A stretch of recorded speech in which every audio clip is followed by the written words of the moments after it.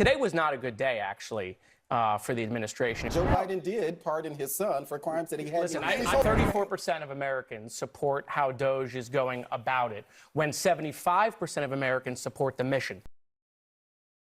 Let's hop into a CNN panel with Democratic Congressman Jared Moskowitz as he sounds off on Trump and MAGA, so be sure to like this video, subscribe if you haven't already. These things help our channel a lot, and we'll be back with the needed context. 34% of Americans support how DOGE is going about it, when 75% of Americans support the mission. So that tells you right there that the execution has been a big failure. And these probationary folks, probation makes it sound like they've done something wrong. Right. These are people They're in just some new instances, hires, essentially. Oh, no, Yeah. they took a promotion. Or they took a promotion. And they're in their promotion, they're on probation for the first year. That's why they're making these mistakes, because they're just having some algorithm go through. They're letting But off. I don't think they're that. Do you firing really veterans. think that those are mistakes, or is the intention just to slash heads? Like, because they just need to get to certain numbers. I mean, Exactly. Great follow-up by Abby there, because it is just to slash numbers. That's the entire goal. They're hiring little Nazi kids to plug people into algorithms and recklessly cut whatever they can. And that's why this kind of chaos has ensued, from the FAA to FEMA to NIH to USAID. The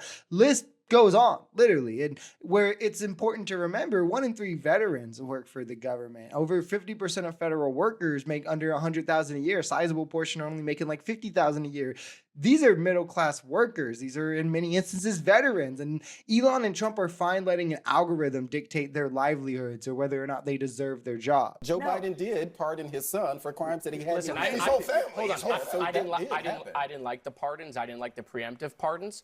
But as it turns out, President Biden was right. I mean, they didn't hire Dan Bongino because he's a pacifist, right? So the game is up. They're not de-weaponizing DOJ. They're going to take the playbook that they felt was run on them, and man, they are going to juice it up to ways we've never seen. Exactly. And that's why Dan Bongino was hired. So as it turned out, while I didn't like the pardons, now President Biden was right to do it. I mean, again, spot on. I'm someone who thinks the pardon power probably shouldn't even exist, or at least shouldn't be to the president. Maybe there should be some independent committee that votes on them, whatever. But Biden was proven exactly right to do the pardons he did. You think Trump appointed Kash Patel, a man who has a hit list full of Democrats, including the Bidens, or now Dan Bongino, who also is someone who was called Democrats corrupt, called for them to be thrown in jail, has pushed 2020 election lies. You think he appointed these people to do law and order? I mean, it's clear what they're going to do. It's to enact vengeance. And some investigations have already started, with Comey being looked into. Trump did the every accusation as a confession thing, spending years crying that he was politically persecuted with no evidence of it, not being able to prove it,